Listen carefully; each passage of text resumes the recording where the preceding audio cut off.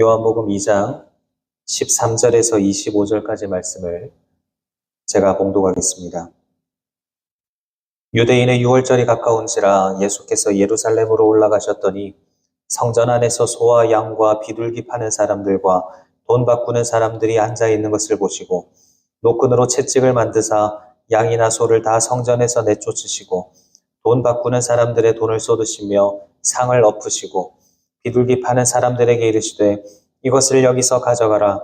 내 아버지의 집으로 장사하는 집을 만들지 말라 하시니 제자들이 성경 말씀에 주의 전을 사모하는 열심히 나를 삼키리라 한 것을 기억하더라. 이에 유대인들이 대답하여 예수께 말하기를 네가 이런 일을 행하니 무슨 표적을 우리에게 보이겠느냐. 예수께서 대답하여 이르시되 너희가 이 성전을 헐라 내가 사흘 동안에 일으키리라. 유대인들이 이르되 이 성전은 46년 동안에 지었거늘 네가 3일 동안에 일으키겠느냐 하더라. 그러나 예수는 성전된 자기 육체를 가리켜 말씀하신 것이라. 죽은 자 가운데서 살아나신 후에야 제자들이 이 말씀하신 것을 기억하고 성경과 예수께서 하신 말씀을 믿었더라. 6월절에 예수께서 예루살렘에 계시니 많은 사람이 그의 행하시는 표적을 보고 그의 이름을 믿었으나 예수는 그의 몸을 그들에게 의탁하지 아니하셨으니 이는 친히 모든 사람을 아시며 또 사람에 대하여 누구의 증언도 받으실 필요가 없었으니 이는 그가 친히 사람의 속에 있는 것을 아셨음이니라. 아멘. 하나님의 은혜와 기도의 응답이 있는 새벽 되시기를 주님의 이름으로 축원합니다. 본문의 말씀을 가지고 오늘은 성전을 세우시는 주님의 열심, 성전을 세우시는 주님의 열심이라는 제목으로 함께 말씀을 상고해 보고자 합니다. 우리가 살아가면서 흔히 범하는 착각 중에 하나는 시작을 결과로 오해하는 것입니다. 예를 들어서 학생들은 대학 입시가 인생의 가장 큰 목표인 것처럼 공부합니다. 그래서 합격 통지서를 받으면 모든 것이 끝나는 것처럼 생각을 하지만 실상은 그렇지 않죠. 대학 입학은 끝이 아니라 그때부터 진짜 공부가 시작이 되는 것입니다. 결혼도 마찬가지죠. 결혼식을 근사하게 잘 치러내는 것이 결혼을 잘하는 것이 아닙니다. 그때부터 서로 다른 두 사람이 서로 맞춰가는 그런 치열하고도 아름다운 결혼 생활이 그때부터 시작이 되는 겁니다.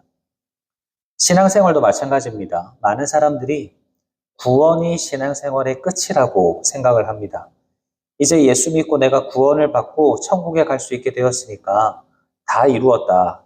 이렇게 생각하고 거기에서 멈춰버리지만 성경은 그렇게 말하고 있지 않습니다.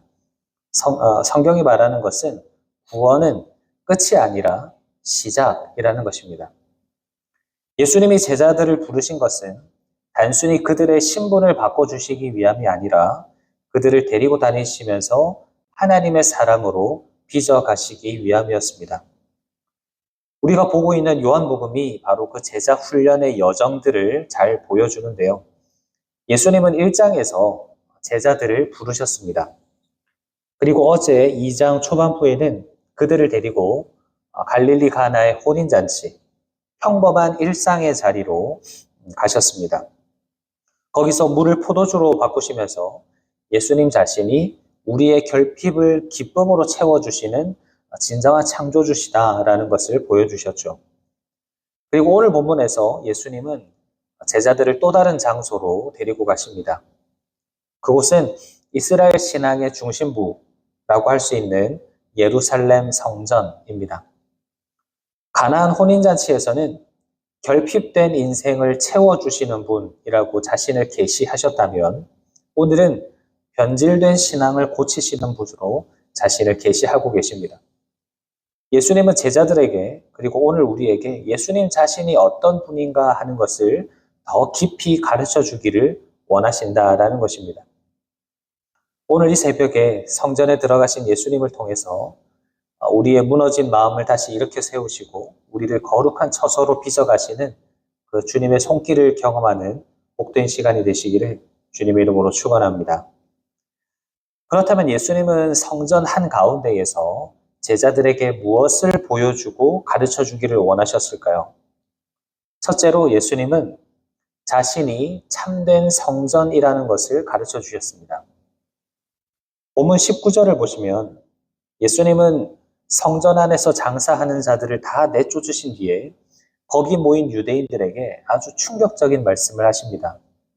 너희가 이 성전을 헐라 내가 사흘 동안에 일으키리라. 이 말씀은 사실 그 당시 유대인들에게는 신성모독적인 발언이었습니다. 당시 헤롯 성전은 유대인들에게는 자부심 그 자체였습니다. 오늘 본문에도 기록되어 있지만 46년이나 걸려서 지은 겉보기에는 너무나 웅장하고 화려한 아름다운 성전이었어요. 그런데 예수님은 그 성전을 바라보시면서 이것을 헐라, 무너뜨리라 이렇게 말씀을 하십니다. 유대인들은 20절 말씀을 보면 이 성전을 어떻게 3일 만에 일으키겠는가 이렇게 비웃었지만 예수님께서 이런 말씀을 하신 이유가 무엇입니까? 21절에 기록된 것처럼 예수님 자신을 가리켜 하신 말씀이었습니다. 그렇다면 여러분 도대체 성전이란 무엇입니까? 구약 성경을 보면 하나님께서 계시해 주신 성전의 세 가지 조건이 있습니다. 하나는 대속의 죽음이 있는 곳이 성전입니다. 역대하 3장 1절을 보면 솔로몬이 성전을 건축한 장소를 모리아산이라고 말합니다. 여러분 모리아산이 어디입니까? 아브라함이 아들 이삭을 바치려 했던 곳입니다.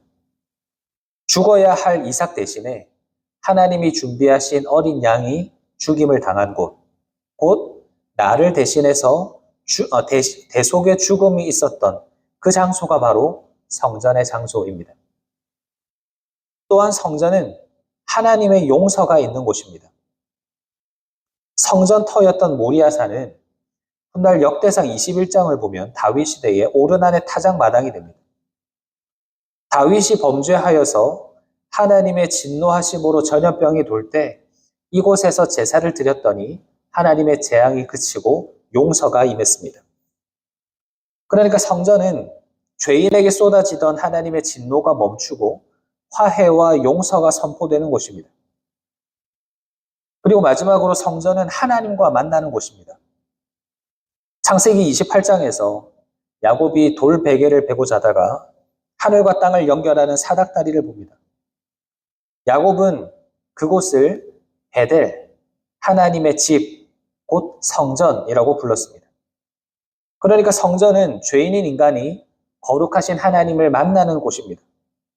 그러니까 예수님은 이런 의미에서 지금 유대인들에게 이것을 선포하고 계신 겁니다. 너희가 자랑하는 저 건물에는 더 이상 생명이 없다.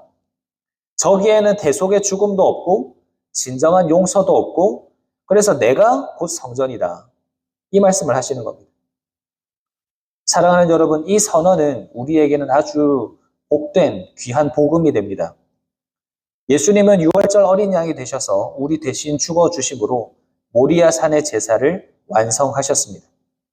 그리고 모든 죄를 짊어지심으로 하나님의 진노를 멈추게 하시고 하나님과 화목하게 하는 화목 제물이 되셨습니다.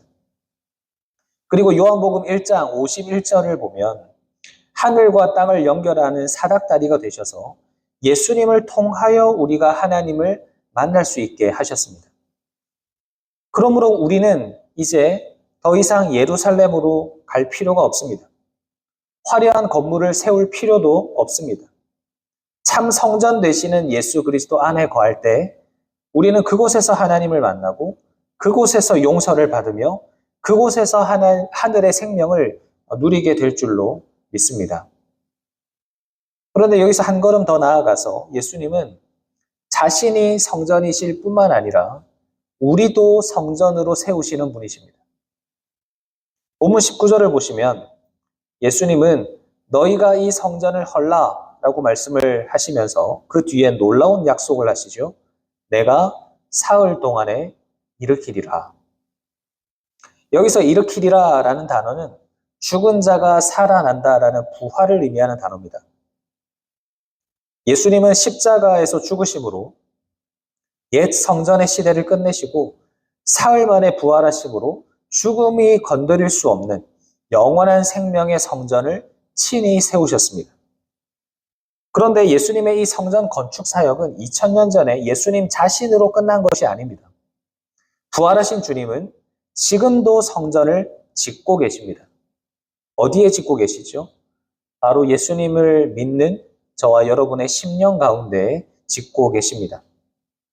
고린도전서 3장 16절을 보면 사도 바울은 너희는 너희가 하나님의 성전인 것과 하나님의 성령이 너희 안에 계시는 것을 알지 못하느냐라고 말합니다. 예수님은 지금도 복음과 성령님을 통해서 죄로 인해 무너지고 폐허가 된 우리 마음을 하나님께서 거하시는 아름다운 성전으로 세워 가시고 계십니다. 우리가 신앙생활 하다 보면 때로 답답할 때가 있습니다. 신앙생활을 오래 한 것 같은데 여전히 신앙이 제자리인 것 같고 내 마음에는 여전히 미움이 있는 것 같고 욕심이 있고 분노가 있고 그래서 내 삶이 평안하기보다는 마치 전쟁터 같은 그런 어려움과 괴로움이 있을 때가 있죠. 하지만 그렇다고 해서 너무 낙심하지는 마시기 바랍니다. 그것은 주님께서 지금 내 안에서 성전 공사를 하고 계신다라는 의미이기 때문입니다. 내 안에 예수님께서 성전을 지으시려면 가장 먼저 무엇부터 하셔야 되겠습니까? 이미 내 안에 있던 옛 모습, 낡은 건물들을 부숴야 하는 것이죠. 그래서 우리 안에는 두 가지 역사가 동시에 일어납니다. 하나는 고집과 탐욕과 죄악으로 가득 찬 우리의 옛자. 오늘의 본문의 표현을 빌리자면 장사하는 집을 무너뜨리는 그 죽음의 역사입니다. 그래서 예수를 제대로 믿으면 내 고집대로, 내 욕심대로 살기가 어려워집니다. 왜냐하면 예수님이 자꾸만 내 자아를 죽이시기 때문입니다. 그러나 동시에 이 죽음의 역사와 동시에 생명의 역사도 일어납니다. 무너진 그 자리에 예수 그리스도의 거룩한 성품이 세워지고 성령의 열매가 맺히고 기도가 터져나오는 새로운 생명이 자라나는 것입니다. 그렇기 때문에 사랑하는 여러분, 내 삶이 조금 흔들리고 아파도 너무 이상하게 생각하지 마시기를 바랍니다. 그것은 하나님이 나를 버리셨다라는 의미가 아니라 나를 새롭게 지어가고 계신다라는 의미이기 때문입니다. 우리를 성전으로 부르신 예수님은 그 시작하신 일을 중단하지 않으십니다. 내가 일으키리라 라고 말씀하신 주님께서 결국 우리를 가장 거룩하고 아름다운 성전으로 세워 가실 줄 믿습니다. 여전히 공사 중인 나를 사랑하시고 또 끝까지 포기하지 않으시는 그 주님의 손길을 신뢰하는 저와 여러분 되시기를 주님의 이름으로 축원합니다. 마지막으로 예수님은 성전을 사모하고 사랑하시는 분이십니다. 본문 15절과 16절을 보면 본문 속의 예수님은 우리가 아는 평소의 예수님과 조금 달라 보입니다. 그렇게 온유하신 예수님이 노끈으로 채찍을 만들어서 막 휘두르십니다. 돈을 쏟으시고 또 상을 엎어버리십니다. 얼핏 보면 감정을 제어하지 못한 분노처럼 보입니다. 그런데 17절을 보면 제자들이 이 모습을 보면서 전혀 다른 말씀을 떠올립니다. 제자들이 성경 말씀에 주의 전을 사모하는 열심이 나를 삼키리라 한 것을 기억하더라. 여기서 열심이라고 하는 단어는 헬라어 원어로 보면 질투할 만큼 뜨거운 사랑을 의미합니다. 여러분 잘 아시다시피 사랑의 반대말은 미움이 아니라 무관심입니다. 내 집이 아니면 내 집에 쓰레기가 쌓이든 그 집이 장사판이 되든 상관하지 않습니다. 그냥 지나치면 그만입니다. 하지만 그 집이 내가 너무나 사랑하는 아버지의 집, 성전이기 때문에 예수님은 그곳이 더러워지는 것을 견딜 수가 없으셨던 겁니다. 그래서 예수님이 채찍을 드시는 이유는 엄밀히 말하면 그들을 미워해서가 아니라 성전을 너무나 사랑하셔서라는 겁니다. 더러운 시정타가 되어버린 그곳을 다시 거룩한 기도의 집으로 회복하고 싶은 거룩한 열심이 주님을 움직인 것이죠. 우리가 신앙생활 하다 보면 주님이 때로는 나라고 하는 그 성전 안에 들어오셔서 내 인생의 상을 뒤엎으시는 것 같은 그런 때가 있습니다. 건강의 문제나 물질의 문제나 관계의 아픔을 통해서 내 삶을 자꾸만 흔드실 때가 있습니다. 그때 우리는 주님께 이렇게 항의합니다. 주님, 나를 사랑하신다더니 이거 왜 이러십니까? 왜 이렇게 나를 힘들게 하시고 아프게 하십니까? 그러나 기억하시기를 바랍니다. 그것은 주님이 우리를 버리셨다는 뜻이 아니라 오히려 주님이 나를 포기하지 않으셨다라는 증거입니다. 내 마음이 세상의 욕심으로 가득한 장사하는 집이 되어가니까 나를 너무나 사랑하시는 주님이 그것을 그냥 두고 볼 수 없어서 간섭하시고 상을 엎으시는 것입니다. 그렇기 때문에 사랑하는 여러분, 내 삶에 찾아오는 예수님의 징계나 간섭을 두려워하지 마시기를 바랍니다.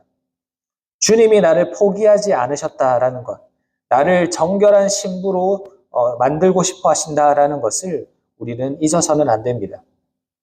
우리를 사랑하시는 그 주님의 사모하는 열심을 기억하면서 그 사랑의 손길을 우리가 맡겨드림으로써 다시금 하나님 거하시는 거룩한 성전으로 회복되는 저와 여러분 되시기를 주님의 이름으로 축원합니다.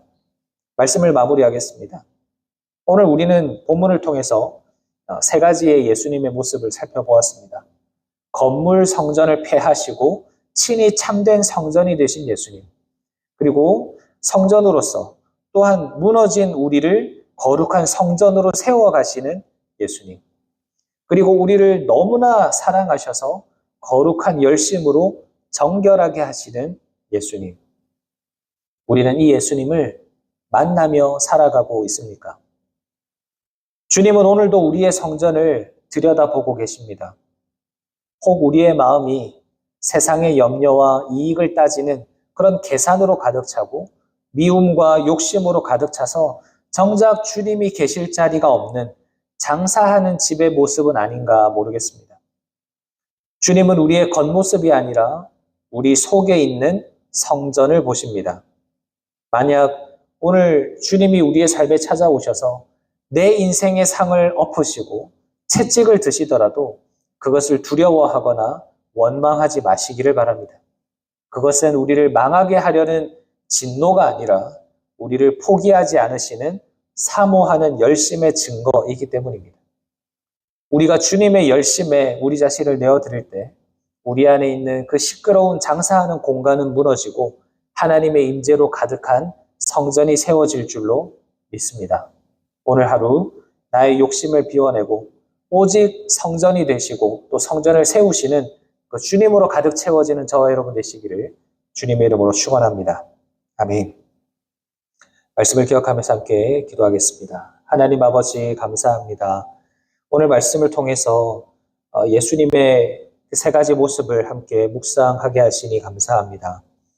친히 성전이 되어주신 예수님, 그리고 그 성전으로서 우리를 또한 성전으로 세워가시는 예수님, 그리고 그 거룩한 열심을 가지고 우리를 너무나 사랑하셔서 우리를 정결케 하기를 원하시는 그 예수님, 그 예수님을 오늘도 우리가 만나며 살아가게 하여 주시옵소서.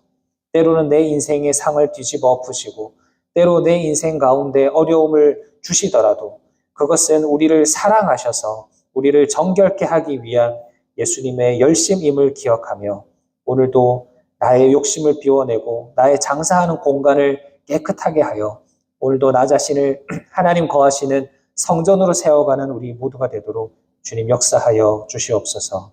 오늘 하루를 주님께 의탁합니다. 우리와 동행하여 주시옵소서. 감사드리며 예수님의 이름으로 기도합니다. 아멘.